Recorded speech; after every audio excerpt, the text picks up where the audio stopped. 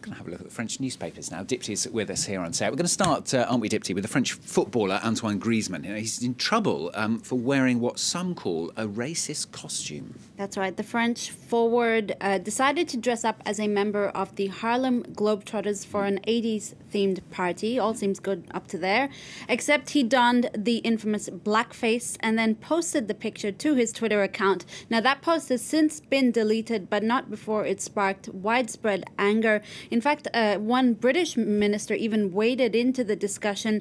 He's quoted by Le Parisien as saying, "I cannot believe that in 2017 we still need to be telling people that they shouldn't be dressing up in blackface." Now, Le Parisien explains that it is a painful hark back to an 18th century practice in the US when white people would don the blackface and then hold a racist plays mocking African Americans. There are some, though, that have leapt to his defence, aren't there? Well, this is why it's so controversial. Some say he's not a racist man. He was just having a bit of fun. In particular, one French footballer, Siga-Marie Diarra, who is actually black, said Griezmann was simply paying tribute to the NBA. Diarra says if he were, for instance, paying tribute to Elvis, then he would have had a lot of fun donning the white face. There are those, though, who say he should just never have dressed up like this. He's a public figure. He should have known better. One journalist is quoted by Le Figaro as saying, "At best, it's a poor decision, but at worst, it's racist.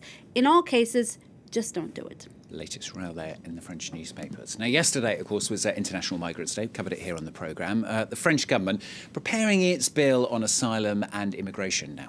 Well, a very controversial bill. That's what we're gearing up for next year. That bill will be discussed by lawmakers sometime in February. L'Opinion explains that associations representing the migrants are furious in particular over the government's decision to create a list of migrants who've sought shelter in France. So they want to sort of keep a list, control them, that kind of thing. And they say, the associations say it violates individual rights, it's inhumane, and goes against the social fabric of France, which states that any individual, irrespective of their situation, has the right to shelter. Now, it is a topic of the cartoon in L'Opinion from their cartoonist CAC, who's compared Gérard Collomb to his namesake Christophe Colomb, who is in English known as Christopher Columbus. Yeah. Here you see Christopher Columbus arriving on the shores of the U.S. By boat. Paradoxically, you have Gérard Collomb, who's waiting for the migrants arriving by boat with that sign.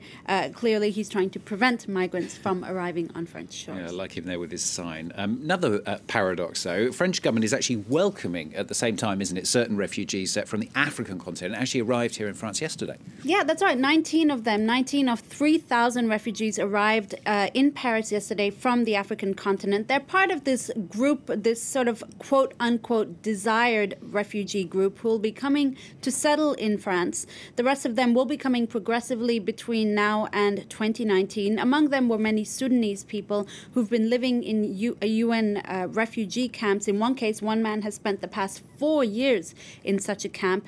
And Huffington Post explains that they've been chosen because they have the right to asylum. Well, we're going to stay on the theme of immigration. The French government may be refusing certain refugees and accepting others, but there's a category of people that Emmanuel Macron definitely wants to court. And that category is the traders from London's financial district, the City. Paris is trying to seduce bankers from the city. This as a deadline to Brexit looms. My friend is finance, Libé says on its front page. And in its editorial, quite surprisingly, they actually welcomed this decision from the French government. They call it the, quote, good war, saying David Cameron offered the red carpet treatment to French businesses back when there was talk about raising taxes in France to 75%. So Libé sort of approves of this decision to try and court bankers. But the paper cautions against offering too many advantages to sweeten the deal to the detriment of French workers. Libé worries that perhaps it could undo all the good resolutions taken since the 2008 financial crisis. Going to talk about television on the programme now. Don't often talk about what we're doing, do we, on the programme, as it were. The French version of the Russian media outlet, Russia Today, launching yesterday. Much controversy over this, though. That's right. The media outlet was launched yesterday by Zhenya Fedorova. It's financed by the Russian government. They have a budget of about 20 million euros, and it's controversial because Russia Today is largely seen as the mouthpiece for the Kremlin.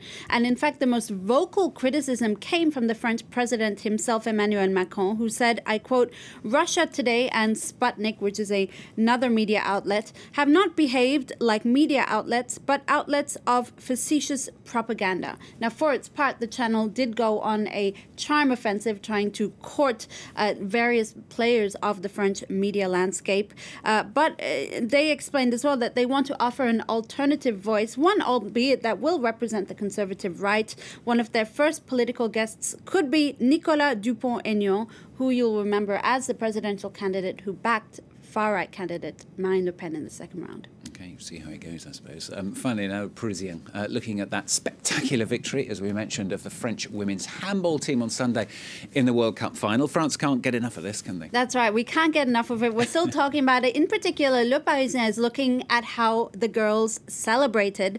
Well, the world champion handballers, they did celebrate in style. They dined with their friends and family in Germany after the win. They then celebrated their victory at a Hamburg bar alongside the Norwegian and Dutch teams. Now, their coach, though, he explains in Le Parisien, he's given an interview there, he explains that he celebrated in a much more subdued way. He says he stayed in his hotel and listened to some music. I quote, "It was already late and I just wanted some peace and quiet." No doubt well-deserved, though, given the media frenzy that still awaits them. Yesterday, they were, of course, received by the French president at the Élysée Palace. Well-deserved, but you think he'd sort of join in the celebrations a little bit. Maybe he had a couple of drinks or two in the hotel. Yeah, well done to the French team. Excellent victory in the handball, of course. Dipti, thanks a lot. Dipti with the papers on France 24. Very latest news, couple of minutes' time. Don't go away.